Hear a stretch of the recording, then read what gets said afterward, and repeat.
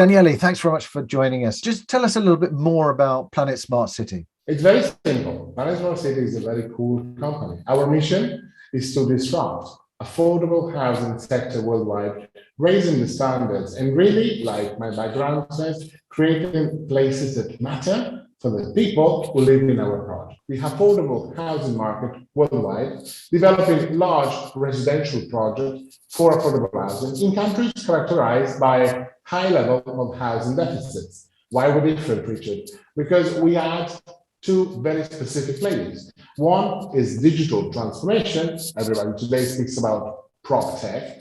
And another one is social innovation, which fits completely to the current trend of ESG criteria and standards. And in terms of, I suppose, the challenge there, how much of a challenge is affordable housing across the world? Well, thank you for your questions. In Planet, we call this challenge a tremendous opportunity. Today in the world, speaking about globally, 10 million homes are built every single year for this segment. But the interesting thing is that if you look at the numbers, the demand for decent housing exceeds 350 million households. So there's a huge gap, there's a big challenge we can tackle with our value proposition. And let me tell you something. Why do I call it opportunity? Because today, real estate developers involved in affordable housing market are usually companies that are not capitalized enough to do and perform proper R&D activities. So the two layers I talked to you about, which is ESG standards and prop tech, are usually not taken into consideration. These people are involved in good business, maybe delivering 3,000, 4,000 homes every year, but they cannot do what Planet is doing and wants to do. And in terms of technology, Daniele, what role is that playing in terms of your plans? And this is not only because we are in 2022 and we are surrounded by millennials and the metaverse. Technology is key, Richard, for three main reasons. First of all, let me tell you, ESG standards will be reached a lot more easily if everybody understands that technology must play a bigger role. Second, technology, and in particular, I would talk about the digital platform. We have one, and the front end is called the Planet app, which is free for all the residents of Planet projects. It's the best way to engage with our clients. And our clients are people between 25, 35 years old, in Brazil, in India, that are digitally native. They want to be engaged through this kind of tools, and they want to be aware of their utility consumption through this kind of tools. They want to pay the housing fees through an app. They want to see what's going on in the district through an app. So technology is important also for engagement. Third, which is not the last indeed, it's about services. Let me tell you, in Planet we say that after location, location, location, the new slogan should be services are more relevant than spaces. What do I mean?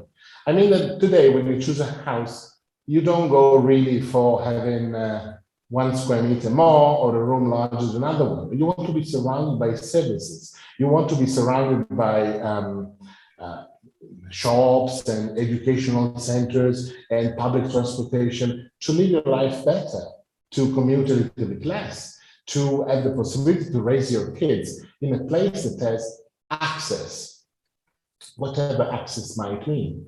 So technology makes all this possible. In fact, we have in our business units dedicated to the digital activity, we have a very strong group of people that is just in charge of discovery and validate new services that people want to be digitalized in their districts. You're working there across different projects in the globe. Are you looking to expand that? Are you going to share some of that insight in terms of Europe? What's next for Planet Smart City? So first of all, Richard, let me tell you where we are now. You asked me what's up for Planet. I will tell you at least a little bit of the baseline. In this moment, the company is present with the real estate project, residential, affordable, smart affordable real estate project in India, in Brazil, and in the United States, in Texas. In this moment, our pipeline is around 9,000 housing units. And last year, we were very happy because we closed 2021, for the first time in the history of planet, with more than $100 million in sales. So somehow this very young company is approaching the adult stage. We are a full-fledged scale-up. In order to answer your question, I will use a timeline. In the short term, the biggest news is that within 2022, we want to open up Colombia operations.